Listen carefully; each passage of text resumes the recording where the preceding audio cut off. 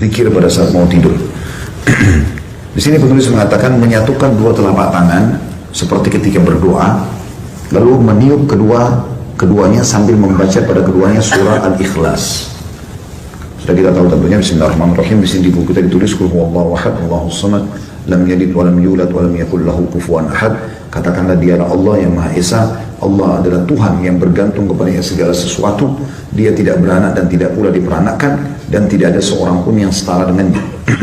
Juga dengan Al-Falaq. Bismillahirrahmanirrahim. Qul a'udzu birabbil falaq. Katakan aku berlindung kepada Tuhan yang menguasai waktu subuh. Min syarri ma khalaq, dari semua kejahatan makhluknya. Wa min syarri ghasiqin idza waqab, dan dari kejahatan malam apabila telah gelap gulita, karena umumnya malam orang berbuat maksiat. Kita berlindung kepada Allah. Wa min syarri naffatsati fil 'uqad, dan kejahatan wanita-wanita tukang sihir yang menghembus pada buhul-buhul. Wa min syarri hasidin idza hasad, dan dari kejahatan orang yang dengki apabila ia dengki. Begitu juga dengan An-Nas. Bismillahirrahmanirrahim. Qul a'udzu birabbin nas. Katakan aku berlindung kepada Tuhan yang memelihara dan menguasai manusia. Malikin nas, rajanya manusia. Ilahin nas, Tuhannya manusia. Min syarril waswasil khannas, dari bisikan syaitan yang biasa bersembunyi. Alladzi yuwaswisu fi sudurin nas, yang selalu membisikkan kejahatan ke dalam dada manusia. Minal jinnati wan nas, dari jin dan manusia.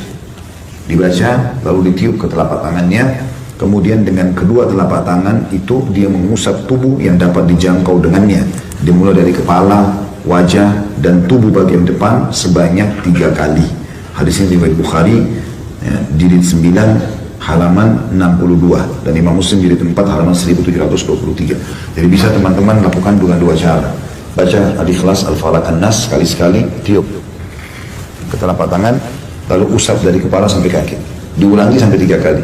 Atau bisa dengan cara yang lain, baca langsung 3 kali Al-Ikhlas, 3 kali Al-Falaq, 3 kali An-Nas, tiup telapak tangan, usap dari kepala sampai kaki. Ini termasuk riwayat Bukhari ini, riwayat Bukhari Muslim ini yang dijadikan sebagai dalil bolehnya ruqyah di dalam agama Islam. Kemudian dianjurkan membaca ayat kursi. Allahu la ilaha illa, bismillahirrahmanirrahim. Allahu la ilaha illa wal hayyul qayyum. Allah yang tidak ada Tuhan yang berhak disembah kecuali Dia. Dia Maha hidup dan terus-menerus mengurus makhluknya. La ta'khudhuhu sinatun wa la naum. Dia tidak pernah mengantuk apalagi tidur. Lahu ma fis samawati wa ma fil ard.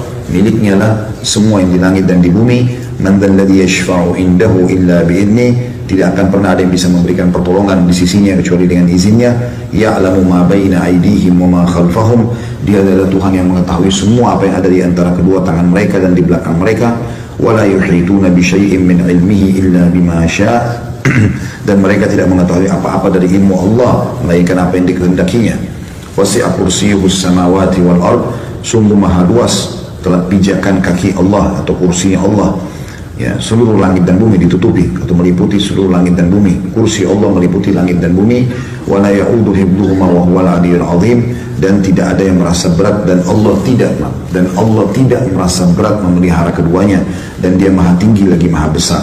Al-Baqarah 255.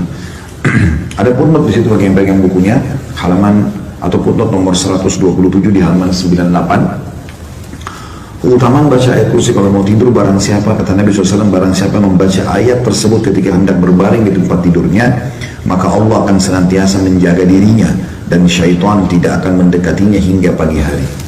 Hadis riwayat Bukhari, jilid 4 halaman 487.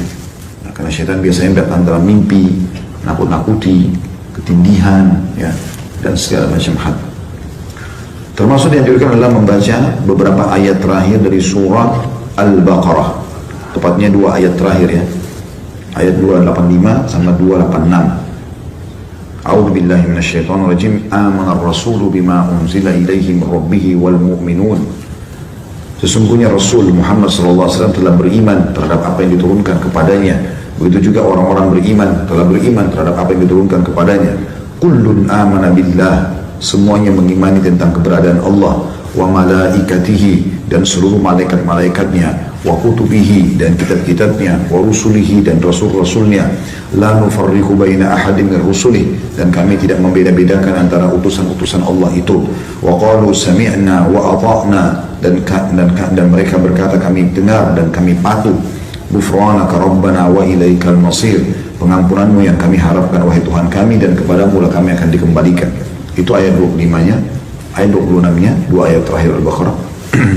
La yukallifullahu nafsan illa wus'aha. Allah tidak akan membebankan jiwa melampaui kemampuannya. Laha ma kasabat wa 'alaiha maktasabat. Miliknya lah